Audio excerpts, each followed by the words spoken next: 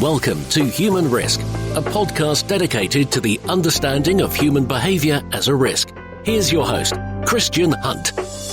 Hello and welcome back to the Human Risk podcast. On this episode, I'm going to look at ratings. No, not the ones for this show. Though while I am on that subject, if you do enjoy the podcast, then please leave a 5-star rating for it wherever you get your audio downloads. It really does make a difference. The type of ratings I'm going to explore in this episode are of the opposite kind, negative or bad ratings. Now, conventional logic tells us that when things get a negative rating, it's something we should steer well clear of. After all, if other people are warning us that something is bad, then we should probably heed their advice. If someone else has suffered food poisoning in a restaurant, been unable to get a decent night's sleep in a hotel due to noise, or bought a product that doesn't do what it's supposed to, then it really makes sense for us to try not to do the same thing. Organizations and individuals who are therefore likely to be rated should logically want to avoid negative ratings. But of course, just because that's logical doesn't mean it's right. Which is where the research done by my guest this time, Dr. Thomas Roulet of Cambridge University, comes in.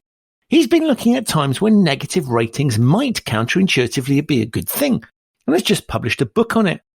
As you'll hear, I first met Thomas while working for a bank. He just published some research that highlighted how banks that were publicly named as what I'd call badly behaved actually did better in business terms than those that weren't. It's something that we explore in our discussion.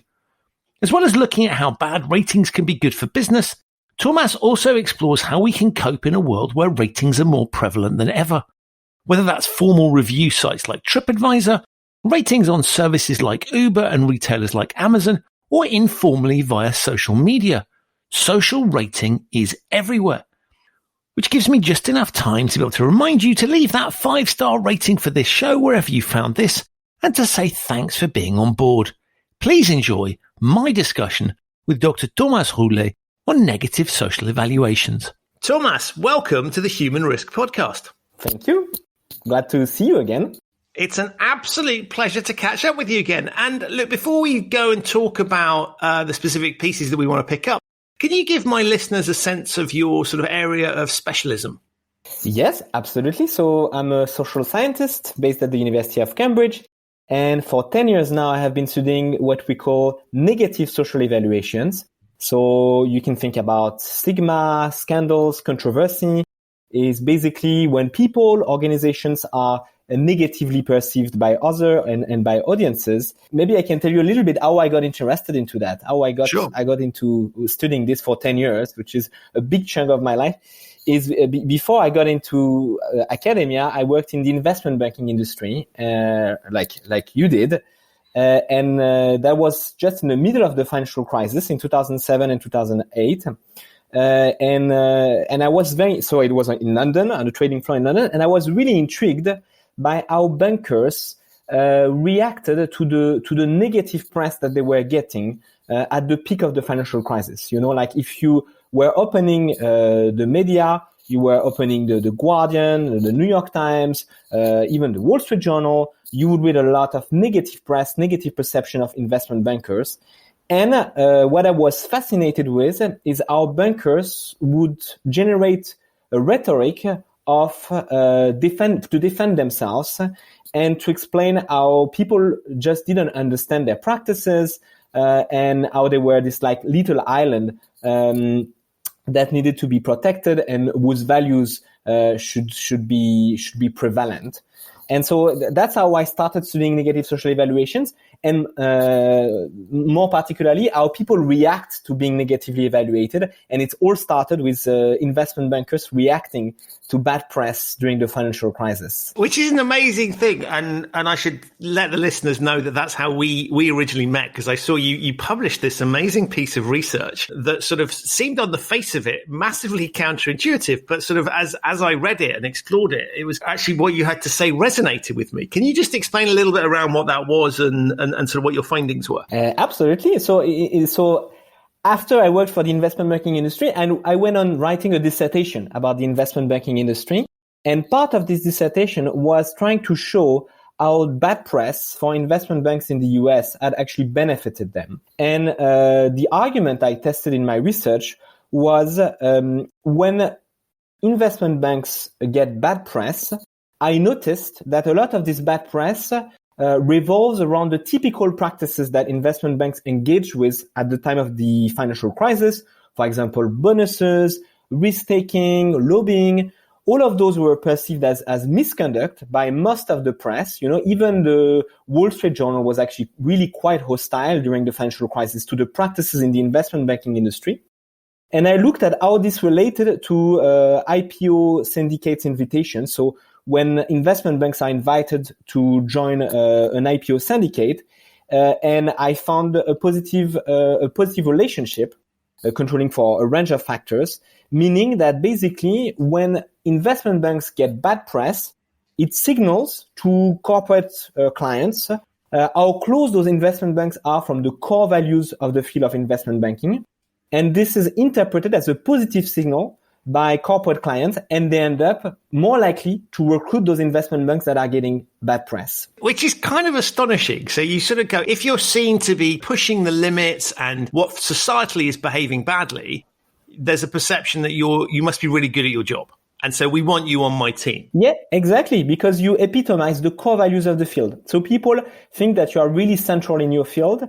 I mean, it's just a question of interpretation. It's like two different audiences interpreting the same practices in a slightly different way, or I should say in a very polarized way, in fact, meaning the press is seeing those practices as very negative, and corporate clients are seeing that as a proof that you're really very central in your field, that you are engaging in the typical practices of your industry, and as a consequence, you must be good. They interpret that as a signal that you must be a really good investment bank.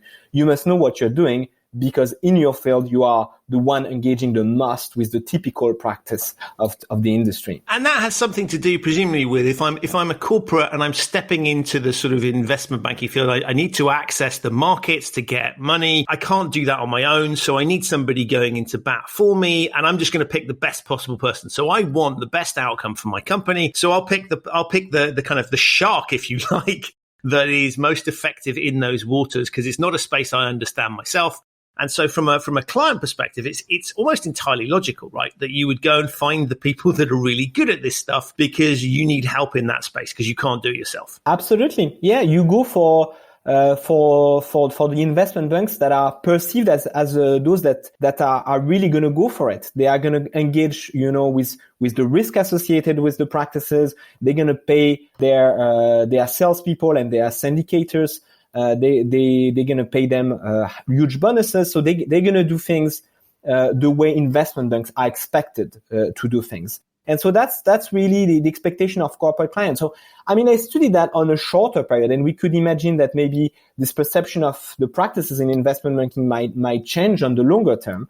But for this short window, so I studied things until 2011.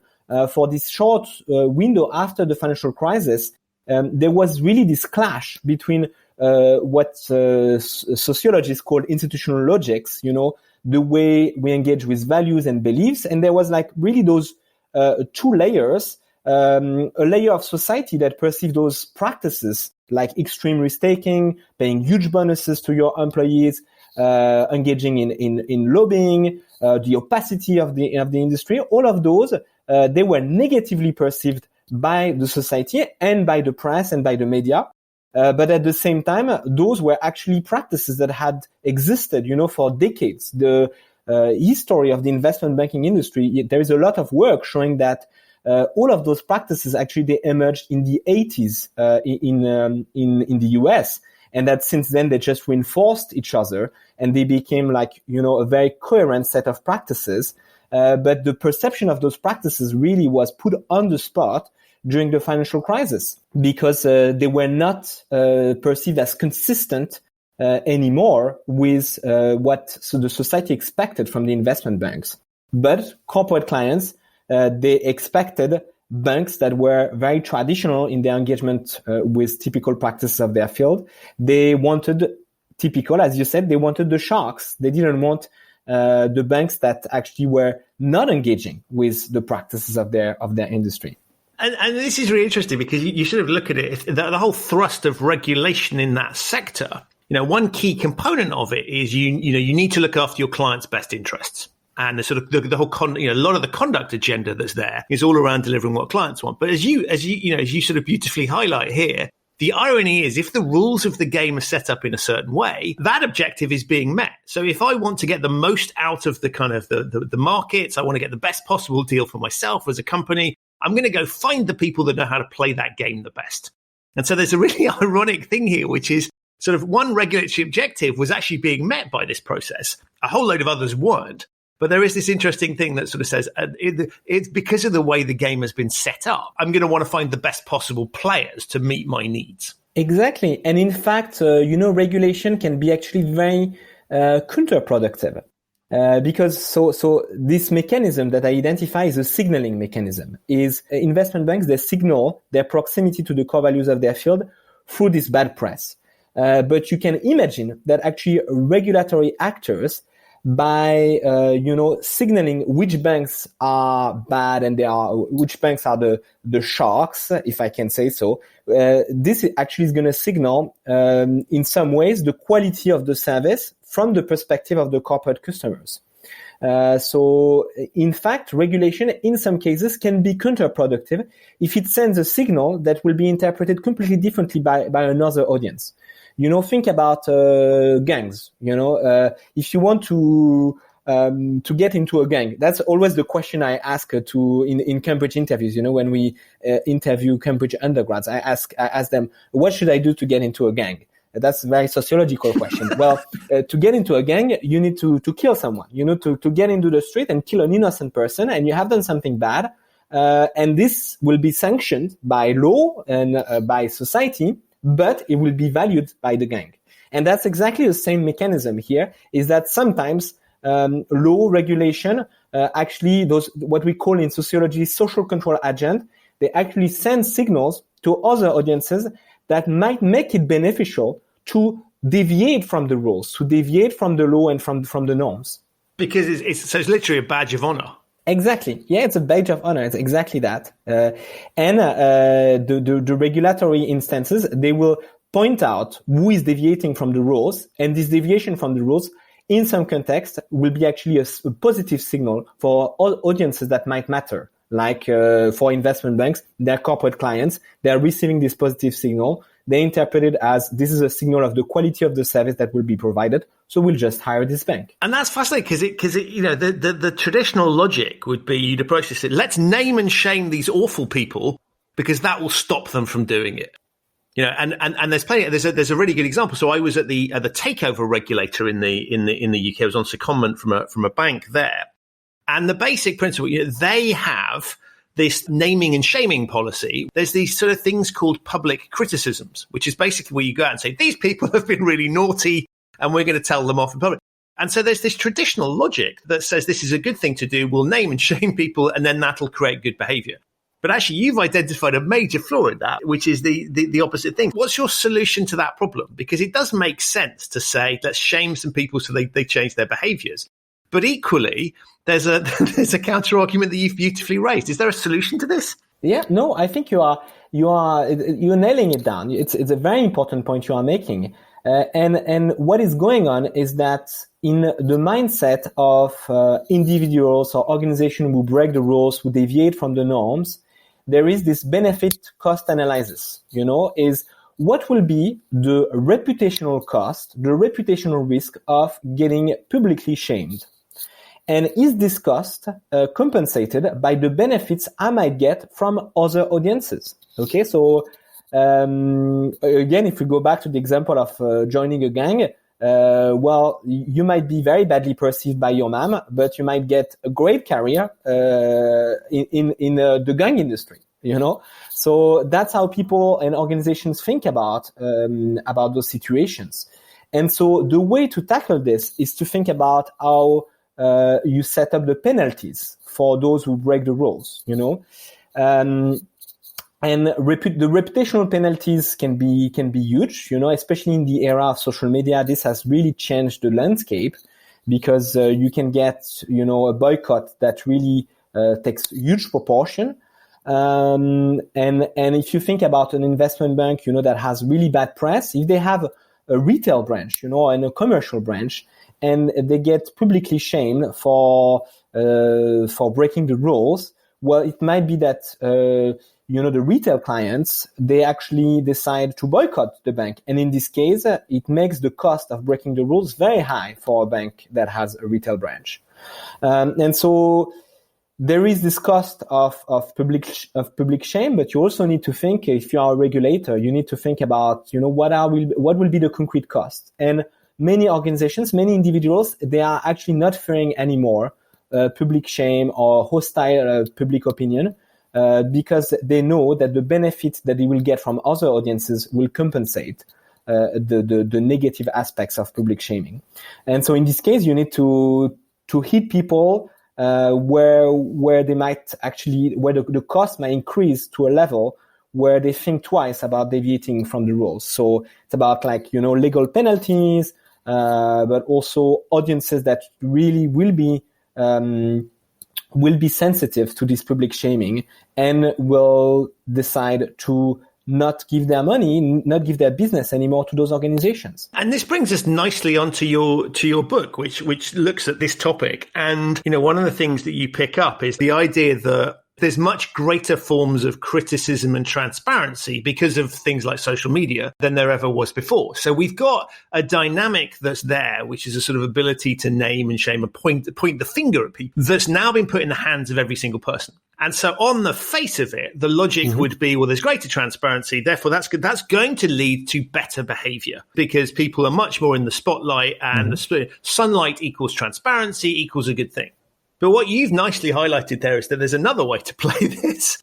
And of course, that sort of transparency technique makes those counterintuitive logics a little bit easier because you're now getting that negative spot. There's a lot more opportunity for that reverse flow. Do you think the nature of social media, is it changing the game, or is it just shifting the dynamics of it slightly? No, you're making a great point. So if we just take one step back, those negative social evaluations, stigma, but public shaming, why do we go on TripAdvisor to give a 1-star rating to a restaurant we hated, And so it gets us back to why do we produce those negative social evaluations? And so stigma, for example, the etymology of the word, it comes from stigmata in ancient Greece. And there was like a physical mark that the Greek society was putting onto criminals or deviant. And the idea was to use this negative evaluation as a social tool, to exclude those that could be dangerous for society, that could be deviant. So when you go on TripAdvisor and you give a 1-star rating to a restaurant you hated, you play some kind of social role, because you are telling your friends and the rest of the internet that people should really avoid this restaurant. And so that's kind of like one of the fundamental motives for negative evaluation is playing a social role. But also there are people that go into online trolling or engage into the canceling others, the whole cancel culture. They do that because they enjoy the thrill of, producing those negative evaluation and, unleashing this kind of emotion onto social media. So I think this first question is, why do we do it? And there are really two different reasons. And social media have, to some extent, fostered social media or internet in general, because you see that now we are living in a society of evaluations where we evaluate everything online. Well, this has encouraged in some way this action of producing negative evaluation just for the sake of it, because it's pleasurable, not because not because it's playing a social role. So I think we have those kind of like those two reasons why people produce negative social evaluations. And social media and the internet in general, it has also encouraged this, Schadenfreude driven production of social evaluation, where we just do it for the sake of it, because it makes us feel good about ourselves, about how we are evaluated when we evaluate others in a negative way. And this is also an opportunity for those that want to leverage those negative social evaluations to be more visible and to attract people that will be sensitive to the values that they are displaying on social media. That was a very long-winded answer. No, it's great. I ask long-winded questions, so I love long-winded answers. But, there's bits I love in your book because you talk about the very basic TripAdvisor piece. And you've just mentioned it. But in your book, you sort of reference this specific thing about this idea that what's the point in giving a 3-star rating to something? So I'm either going to go, this was the best thing ever, like incredible 5-star, or that sucked, I'm going to go 1-star, because there's a natural tendency to believe 3 stars is meaningless. So I'm going to go for one end or the other. And there's times where I've kind of gone, this is incredible. I want to sort of, support this business. I'm going to give it 5. And then there's been, that was the worst experience ever. And I've kind of raised it. And there is something fascinating, as you say, about the joy that one gets from it, from either sort of dishing out punishment or kind of massively supporting or praising. That's really powerful and attractive. And until I'd read your stuff, I hadn't really thought about the fact that actually me criticizing somewhere hasn't necessarily got the impact that I thought it had. So there's restaurants out there that thrive on the fact that they have the world's worst service. Yeah, absolutely. And so why do we go on TripAdvisor? We sometimes, or in any forms of social evaluations that we produce, why do we boycott organizations?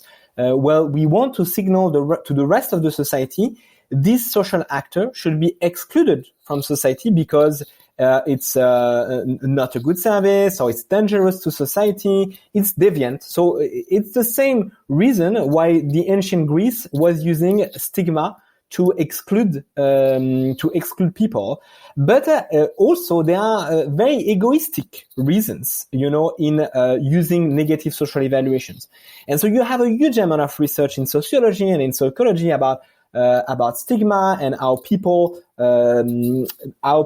perceive stigma and attribute stigma to others. So, for example, a lot of work on AIDS show that one of the reasons why people stigmatize those who have AIDS is because they are fearing contamination. So they want to stay away from contamination. So it's not about playing a social role. It's about themselves, getting away from those people that they are fearing. So they are like strange, also egocentric mechanism in the way we produce negative social evaluation.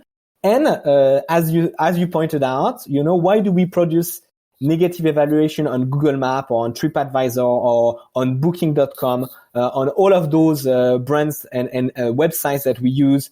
By the way, please don't give bad reviews to my book on Amazon because I'm not sure it's going to serve the intended purpose. But if you produce those negative evaluation, it's also because it makes you feel good about yourself. You take a revenge on some social actors that you have had a bad interaction with. You hated that restaurant, the waiter was rude, and you're going to go onto TripAdvisor and say the waiters were awful, they were rude, and the food was cold, and I hated it. And nobody's going to read that TripAdvisor review. Maybe the restaurant is going to lose like 0.01 on their rating. But the reality is you're going to feel like you played a social role and also you took revenge on someone else getting those quite hurtful words. Yeah, and so all of this makes me question the benefits of these sort of the websites and the kind of the rating system. Actually, as you were talking, I mean, there's lots of examples where I've kind of what I now realize, having thought about it, Reggie, the shouting into the void, where I feel good about myself, but have I actually achieved anything? But there was one example I had in Venice, and I will be very careful not to name the place, but there's a hotel and they screwed up massively in basically the first night. I think we arrived there late, and the first night was a complete write-off because they locked the person running the hotel locked themselves out of the room. So complete disaster.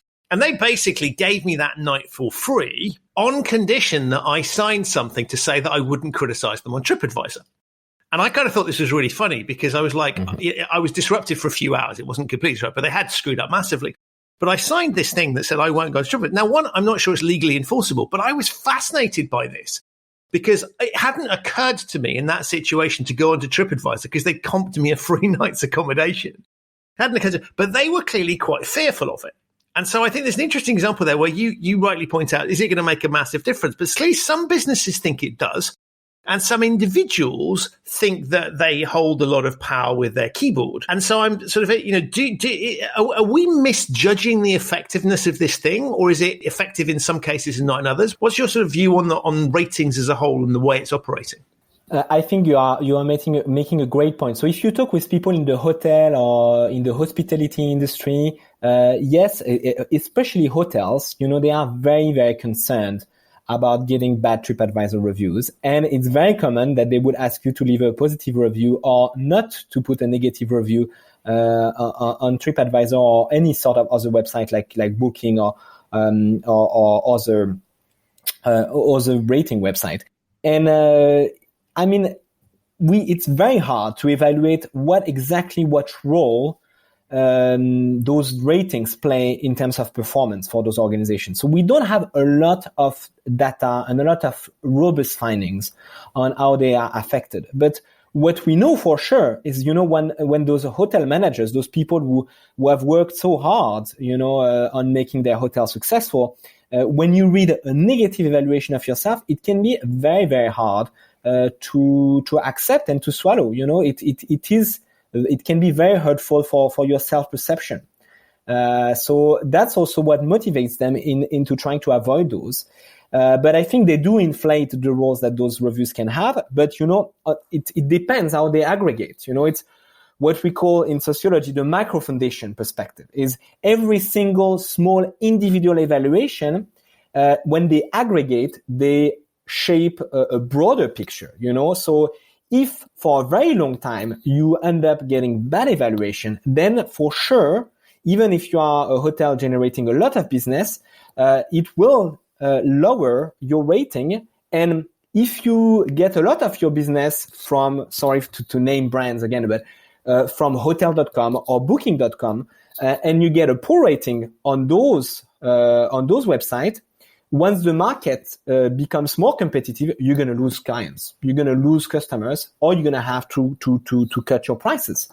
So there is a part of those reactions that are, to some extent, exaggeration, where it's exaggerated because those hotel managers see those bad comments and it really hits a chord, and it can be really damaging to their self-esteem or their self-perception. But it also, for bigger organizations, on the longer run, it can really affect them, and it can affect the way they can price their rooms and the way they get business from those main online providers. But the reality, and a lot of social scientists are looking at that at the moment, is that the reality is that right now we produce as a society so much evaluation. We produce a huge amount of evaluations. That's what I call in the book a society of evaluations. And the reality is that how many people are actually going to read your evaluation on TripAdvisor, on Booking.com? Maybe 1, 2, 3 people. So there is a huge amount of data and reviews being produced. The question is that we only really, when they aggregate and really when they affect ratings, they can affect your bottom line. But we produce so much evaluation that a lot of it is rubbish. It's not used. Nobody reads it. Nobody uses it. But really makes only sense, when you aggregate all of it and look at it from a very macro perspective. When organizations start losing on their score, and this really affects their ability to attract new clients. So in other words, in the moment, it has a massive impact. But actually, in the scheme of things, the average rating, excepting, for example, a celebrity that might go on a rant about something where there's a sort of a louder voice, if you like. But the average rating, either as me as a customer or for the organization, you're saying is of less relevance than we think. Yes, or if you are a new organization, imagine you are opening a new restaurant. What do new restaurants do now? When they open, they invite influencers, for their soft opening. And so those influencers, the restaurants expect those influencers to give them good ratings, good publicity on social media, to go on TripAdvisor and give them a 5. Because when you open a new restaurant or a new hotel, if you get, if one of your clients scores you 1, like a very low score, then it will really drag you down. If you have 10 people evaluating you and one of them is giving you a 1, you are screwed. But if you are a huge hotel that has been in business for 10 years, it matters a lot less. But if you are a new business on the block, you need positive ratings to attract, your first group of clients. You must have heard about that story of this guy in London who opened a fake restaurant. And the guy with his shed or something. Got his friend to give him like 5 star on TripAdvisor. and he was very successful because you can manipulate those websites by, just kickstarting a good set of positive reviews when you open up, and then once you have this solid base of positive review, a negative review is not going to affect you that bad, unless, as I stress in the book, unless this one negative review is actually going to point out something that other clients are going to be interested in, some things that other clients will actually appreciate, So I give you a very basic example. Maybe you are a pastry maker, and you're going to get one bad review of someone saying that your pastries are too sweet. Well, you're going to get a lot of people who actually want very sweet pastries, will be attracted to your place. I mean, I'm giving you a very simplistic example, but you see how those one negative evaluation sometimes really can attract very specific set of audiences that will give you business. Whereas presumably if it was, I don't know, food poisoning or I saw rats running through the kitchen, that's probably not going to appeal, providing it sounds like a legitimate complaint. If you had 2 or 3 people saying they'd seen live rats running through your kitchen, that's probably not a good look. Yeah, unless you are a rat lover, but there are very few of them that are restaurant customers. This idea of sort of establishing a brand based on divisiveness, and Donald Trump is a good example that you sort of look at and say, here is someone that is not attempting to broaden out to be appealing to everybody, is setting out to deliberately target certain people and knowing that in doing that, you're going to be irritating other people. So, talking to his base, for want of a better phrase. And there are businesses where you can see the same sort of thing happening. I mean, is that a smart strategy? I'm not asking you to predict the election result. In some cases, it can be. Yes. So I use those theories, to, like in an editorial in The Telegraph in 2015, during the last election, where I explained why the polls were underestimating Donald Trump. And so I was right, because the polls were showing Clinton would win, and in fact, Trump won. And so there are 2 effects in taking those very, very divisive stances as a politician. There are really 2 benefits that those politicians get out of it. First, they get visibility. So Trump doesn't need any visibility anymore. But if you are a new politician around the block, and I'm not going to give you any names or any names of UK politicians, but you can think of many of them because they are mimicking the Trump strategy. But you'll see politicians that say really outrageous things because it gives them visibility. It puts them on the map for a short moment, because it's getting more and more common that people say outrageous things on social media to get a bit of visibility. So there is this visibility effect, but Trump now, he is visible, so he doesn't need that benefit anymore. But there is something else that is going on, is that when you take very divisive stances on social media and you talk to audiences in a way that really creates the spirit of us versus them, you create this kind of really broad divide between groups of people. And I remember on your podcast you had Yandel, and it's this mechanism that we call polarization. But that's something that sociologists and social evaluation scholars have been studying for a while, is that sometimes by creating or by taking very, very strong stances that will attract negative evaluations, attract public hostility, then you create some bonds in your in-group. The people around you will stick together, and they will build a stronger identity for this group, and they will see themselves as this group with a strong identity that is away and that is basically driving away from the rest of society, creating what we call a gap between groups and a strong polarization mechanism, and this feeling of being us versus them. And you play also, when you are Donald Trump or many other politicians, you play what we call identity politics. Identity politics, initially when political theorists started talking about that, it was a positive thing. It was a way to put minorities on the map. But nowadays, what is identity politics is stressing the salient features of groups so that they see themselves as a group with a strong identity, and they attach themselves to those divisive personalities that actually stress the salient aspects of those groups and really surf on this idea of the us versus them, this gap between the in-group and the out-group.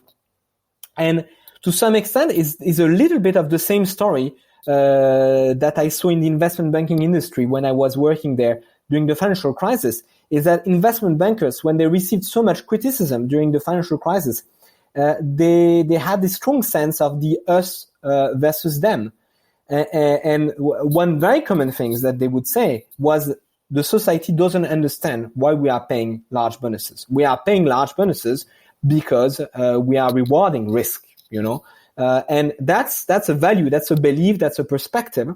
But this impression that others are not understanding you is something that politicians can really capitalize upon to build strong bonds with the rest of their groups and their supporters. I mean, there's a really interesting counter argument to that banking one, which is sort of, yes, there is risk being taken, but it's not necessarily being taken by the people who were being paid the huge amounts of money. But it's interesting that sort of sense of everybody's against us, so we will club together, allows quite a lot of interesting arguments and allows sort of interesting logic to flourish, because you go, our primary priority is to club together and we'll defend ourselves against it. So you could argue that sort of encourages even worse behavior, because you can use all sorts of justifications for doing things where you've got this kind of overall narrative of everybody's out to get us, so we need to club together and defend ourselves. We're under attack here. Yes, I mean, one particular story that I love to use and that has been studied by colleagues at the London Business School, Harold Molliver and Donald Creeley, they have written this case about Chick-fil-A. I don't know if you know Chick-fil-A. Have you ever been to Chick-fil-A in the US? I have been on one or two occasions, yes. Possibly more, I can't remember. Okay, but yeah. So they do chicken sandwiches. Not great chicken sandwiches, let's be honest. But what happened is they took those, they gave money to anti-LGBT movements. And they started facing a huge boycott, on campuses. In the US, the liberal part of the United States started boycotting Chick-fil-A. And then Republican politicians saw that as a political opportunity. So Huckabee created something called the Chick-fil-A Appreciation Day, which was basically to encourage his supporters to support Chick-fil-A, to oppose, the rules of liberals that were trying to boycott Chick-fil-A. And so he created some kind of identity mechanism that enabled Chick-fil-A to bring in a lot of Republican supporters to buy Chick-fil-A sandwiches to support Chick-fil-A. And what happened is that in 2012, after this, Chick-fil-A experienced a huge surge in sales. They saw their sales were boosted, by this Chick-fil-A Appreciation Day. And so a lot of organizations can also play on those identity politics. And we see it right now in the US debates leading to the election. We have really this huge polarization where the Republicans are really milking that cow of, we need to protect ourselves against the liberal movements and all of those people that are trying to make us think in a certain way, and we need to be free, to remain free to think in some other ways, in the ways we want to believe.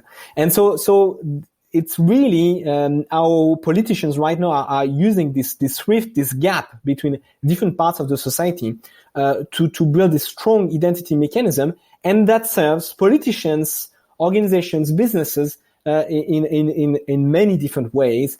And those actors are trying to capitalize on those identity politics and those identity mechanisms. And, the examples you took, the Chick-fil-A ones is a good one. Okay, so somebody makes a political decision to donate some money, not necessarily with a kind of, this will have a business benefit to me, but just, this is what we want to do. And then the sort of the backlash that kind of follows, in many cases, you could sort of say is predictable, but not necessarily what they were looking for. But there are examples of businesses that sort of set out to do that. I mean, politicians is sort of, you kind of, they want to elicit reaction, they're looking for votes, and you can sort of see the logic there. But there's an interesting thing in businesses where you do get some businesses that set out, rather than just being sort of happening to them as a result, there's some businesses set out to actively do that.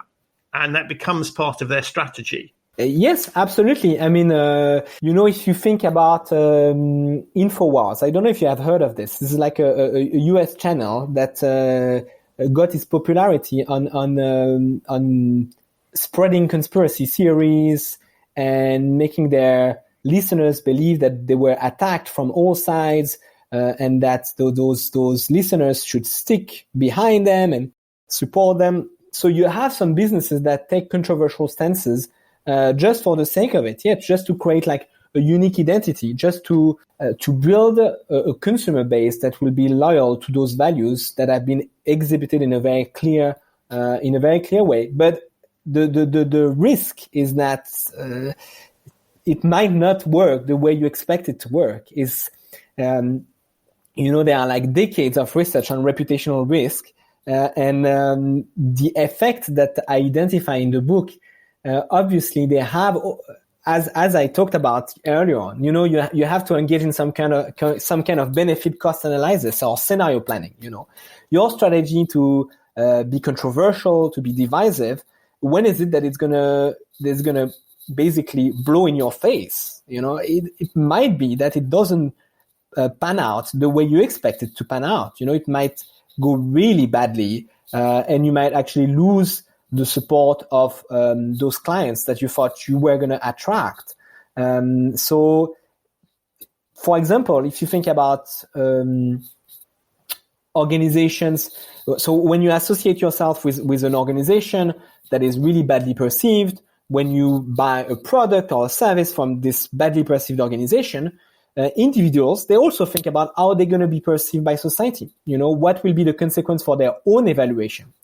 And if they see that their own evaluation will suffer from this association, then they are not going to consume that product. They're going to distance themselves from that organization as well.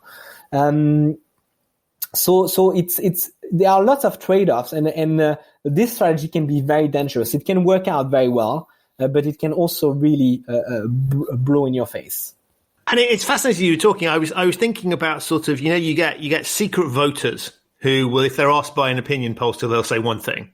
But in reality, they'll go and vote for somebody else. And so there are certain things that you can do in the privacy. So you could buy certain products without anyone knowing, but equally there are things that you will be seen to be doing. And so there's a really interesting thing here that sort of says, based on what you've just said, if you could get your supporters to do it quietly with no one knowing they were doing it, then presumably that builds a stronger bond than if they're required to publicly somehow own that decision. Absolutely. So the mechanism you are talking about is what mass communication scholar called the spiral of silence.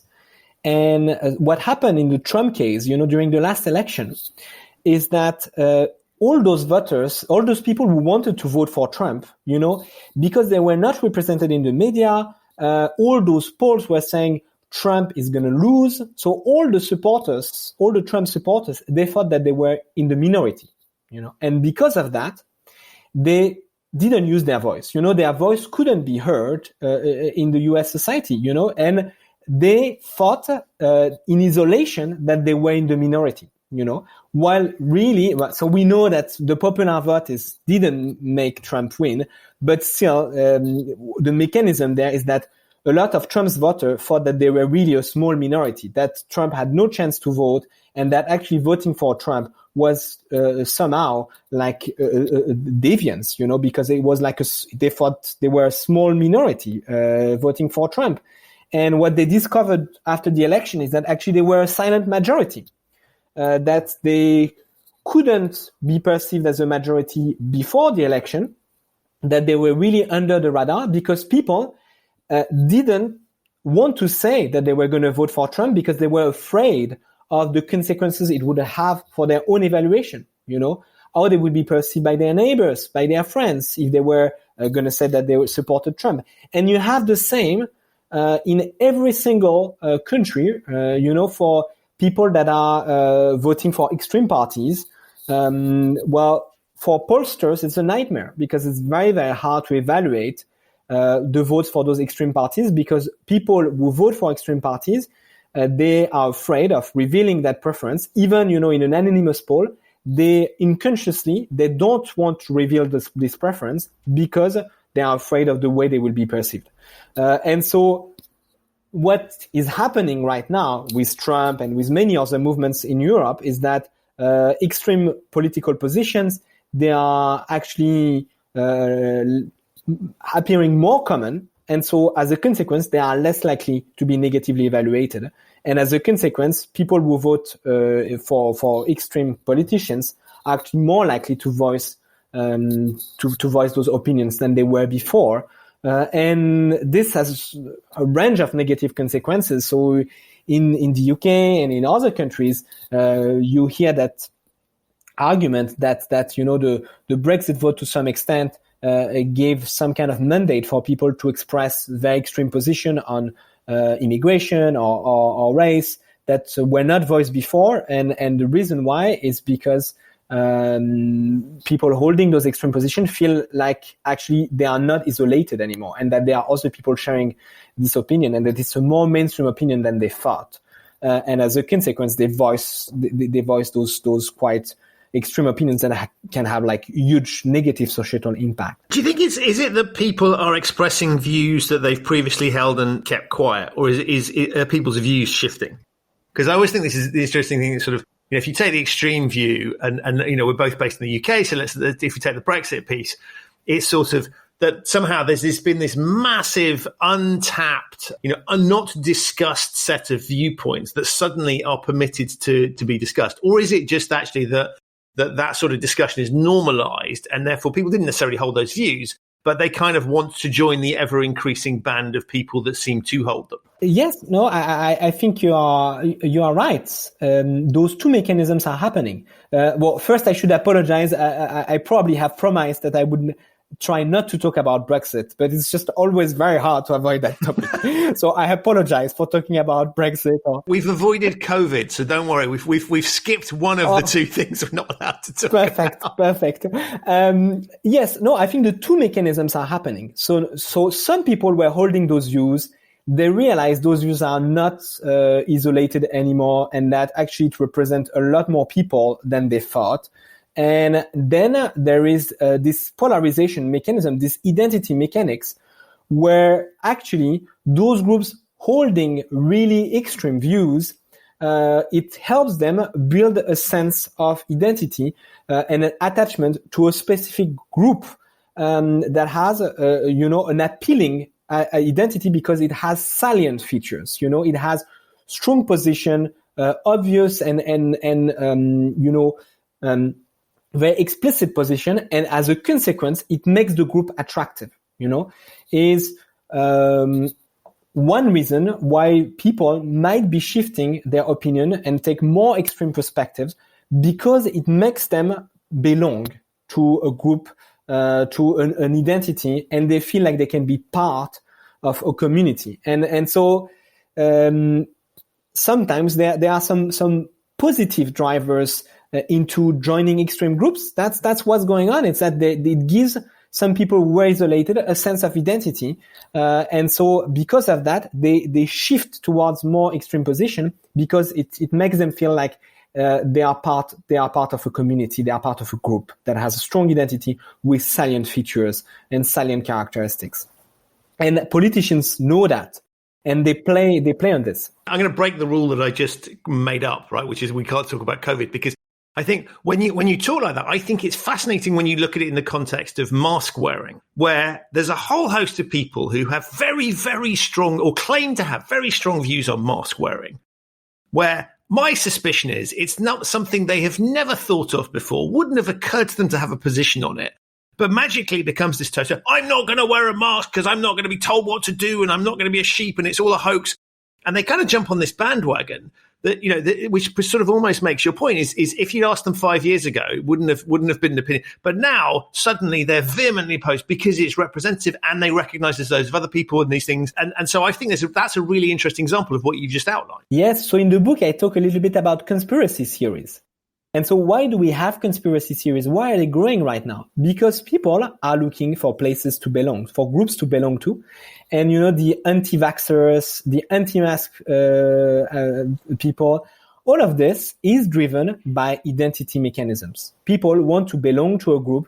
And this idea that there are conspiracies against them, that COVID is just like some kind of made up disease just to control people. Well, when you have this belief, when you hold this belief, it makes you feel like you are in a group that holds the truth against the rest, and it gives you the impression you are part of this in-group that knows the reality, that knows the truth, and it gives you a sense of belonging and a sense of identity that you might be missing in a society that is even more and more fragmented. So to some extent, society has created those mechanisms where people hold very radical thoughts that are clearly at odds with reality, with any form of scientific evidence. But because there are other people that they can share this belief with, then they feel strengthened in those beliefs, and so it's a very, very worrying phenomenon, but really it's just generated by people's willingness to belong to groups, to feel like they have a strong identity, that they can connect with other people around this strong belief. And so this is a very, very difficult issue to tackle. Because it's not about, presenting evidence. It's about identity. It's about groups. It's about how we connect with each other. And that's really quite scary, right? Because you sort of scary. go, well, what's the antidote here? And that kind of brings us back to the start point, which is the sort of ostracization and stigma. All those things sort of had a purpose. And, what you're rightly identifying in your piece is to sort of say that could be, for want of a better phrase, empowering for these people, where they can kind of pursue something that is really quite dangerous. And of course, because it's playing on a sort of emotional, visceral level, it's incredibly powerful and we can't unpick it easily. So what are your thoughts on what we do about this? Because this is terrifying. And of course, using approaches that might seem logical won't necessarily be powerful, but equally, you lay yourself open if you're trying to combat this stuff, that they're just trying to shut you down, and it almost makes the situation worse. So is there anything we can do about this? Do we get out of this cycle? Yeah, it's a very good question. I could say we are doomed and I don't see any solution, but I'm going to offer you one way out. And there is an interesting paradox with those conspiracy theories, is that a lot of actors, politicians, organizations are trying to capitalize on these mechanisms, on those identity politics of conspiracy groups or people who hold those strong opinions against the rest of society. So you look at Trump. Trump now is the hero of the QAnon conspiracy theory group. I don't know if you have heard of QAnon. Unfortunately, I have, yeah. Yes. So it was like a, very marginal group, QAnon conspiracy theory believers. But now, even Trump is capitalizing on this group. So paradoxically, as actors start capitalizing on the identity of those groups, they become mainstream, So with Trump giving a lot of this space to QAnon, a lot of politicians actually supporting that movement, it won't be a marginal group anymore. It will become a mainstream idea. And when you believe in something mainstream, then the bonds and the strength of your feeling of belonging to a unique group is lost. So paradoxically, by mainstreaming those ideas, you also make them a lot less attractive to new joiners. people will have a lot less interest in becoming QAnon believers if every Trump supporter is a QAnon believer. You know, you won't feel like you are part of a unique secret society. You won't feel like this is kind of enhancing your identity in any way. It's not going to help you create bonds because it's going to be something very common. So what will happen is that it's, you know, a pendulum effect. Is all those conspiracy ideas, also the more they become mainstream, the less attractive they become for new joiners. And it gives me hope that at some point in the future, they might, you know, be marginalized again because they had been mainstream. So we might have, you know, to suffer them a lot more for a little while before they actually fade away. So I guess what you say is it's a little bit like if the gang allowed every single person to join, they would no longer be the gang, and therefore that they would lose effectiveness. So it's a similar dynamic there. Exactly. I mean, if the gang is 75% of the society, you know, if then joining the gang is the norm, and it doesn't give you any sense of identity. You're gonna be just, you know, part of the majority. It's not as sexy anymore as being part like of a small secret group that knows and hold the truth against everybody else. So yeah, hopefully as the gang grows, it becomes less attractive. But the other risk is it might also become, you know, a monopoly. And then when an organization or a belief becomes a monopoly, then there is a huge cost in not following the monopoly because you take the risk of being excluded. So my argument has its own limitations, I'm afraid. I love that. And this is why I love speaking to people like you, because you don't just put a position, you understand there's some nuance to the world. Look, that's been an absolutely fascinating discussion. The book, The Power of Being Divisive, Understanding Negative Social Evaluations, is out now, and it comes obviously thoroughly recommended. You have just, in our conversation to us, in fact, of all our conversations, you always set my mind racing, and today was no exception. I'm going to think very carefully about what reviews I post and what I read and listen to as well, and watch the world with interest through the lens that you've now helpfully given me. So thank you so much, one, for the work that you do to help expose some of these things, but secondly, for coming onto the podcast and being such a thought-provoking guest. Thanks so much for inviting me, Christian. I really appreciate it. It was great. Great conversation. Thank you so much. So that's it for another episode of the Human Risk Podcast. My massive thanks to Thomas for appearing and to you for listening. I would remind you to leave a 5-star rating for the show, but since we've been talking about negative ratings, I'll just let that one slide for now. If you're interested in finding out more about Thomas's book and his research, there are links to both of those things in the show notes. If you're not already subscribed to the Human Risk Podcast, you'll find it wherever you get your quality audio content. It's available on all the platforms. I'll be back with another episode of this show very, very soon, so please stay tuned on this frequency. Otherwise, stay safe and thanks for listening.